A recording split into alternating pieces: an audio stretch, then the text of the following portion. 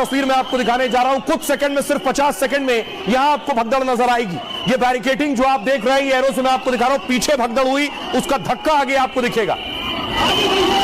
ये देखिए 50 सेकंड के अंदर ये आप भीड़ देख रहे हैं, दोनों तरफ धीरे धीरे धक्का आ रहा था, पीछे भगदड़ हुई है, भगदड़ के बाद धक्का इस तरफ आया है, तो आप देखिए धक्का लगते ही हुआ क्या। जैसे ही पीछे से धक्का आया, धक्का लगते ही देखिए बैरिकेडिंग खुल गई अपने आप, और उसके बाद लोग उस धक्के से बाहर निकले हैं।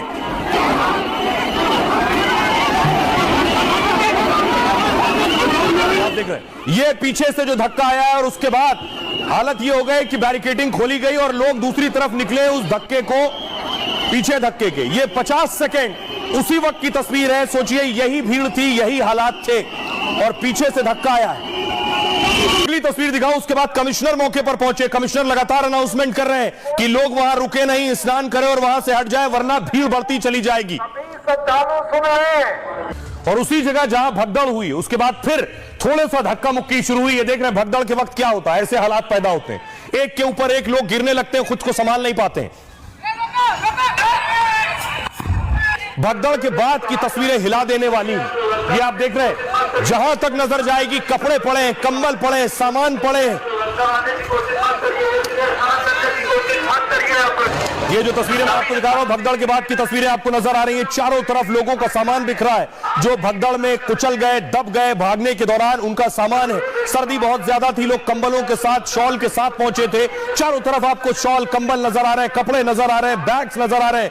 यही भगदड़ हुई, यहीं पर 30 लोगों की जान गई है, 30 लोगों की मौत हुई है, 60 लोग घायल हुए हैं। लेकिन जैसे ही लोग घायल हुए, उसके बाद आपको बताऊं, फौरन मौके पर जो परिजन थे उनका हाल देखिए जरा, रोते बिलखते परिजन, क्योंकि 30 लोगों की जान चली गई थी, अपने लोगों का पता नहीं चल रहा था। चीख पुकार मची तो एम्बुलेंस पहुंचना शुरू हुई मौके पर, क्योंकि जितने लोग घायल थे उन्हें फौरन अस्पताल पहुंचाना। तो सोचिए भीड़ के बीच एम्बुलेंस का पहुंचना और पहुंचाना भी चुनौती था।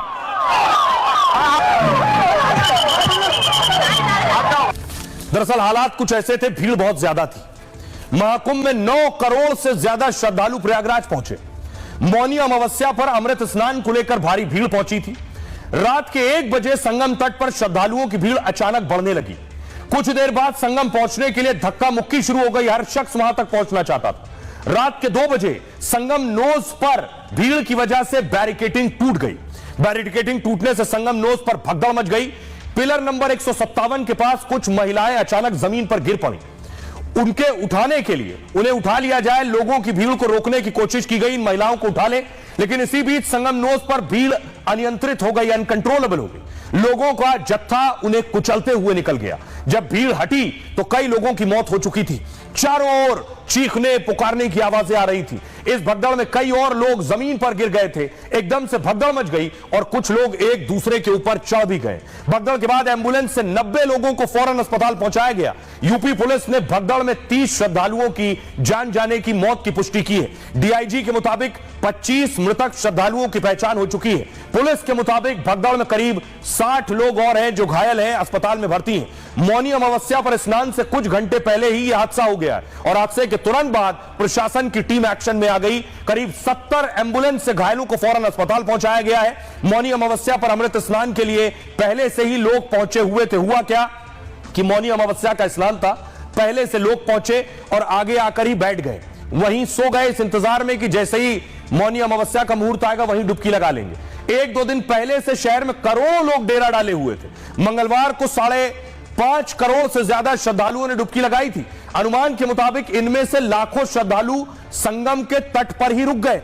मौनी अमावस्या पर भी वो संगम में डुबकी लगाना चाहते थे। कमिश्नर भगदड़ को लेकर पहले से लगातार आगाह कर रहे थे, सोए नहीं, उठे और स्नान करें, भगदड़ मच सकती है, बार बार ऐलान हो रहा था, लेकिन भीड़ ने उनकी बात पर ध्यान नहीं दिया और उसके बाद ये भगदड़ मच गई। लेकिन उस वक्त जो चश्मदीद मौजूद थे वहां, उन्हें सुनिए जरा।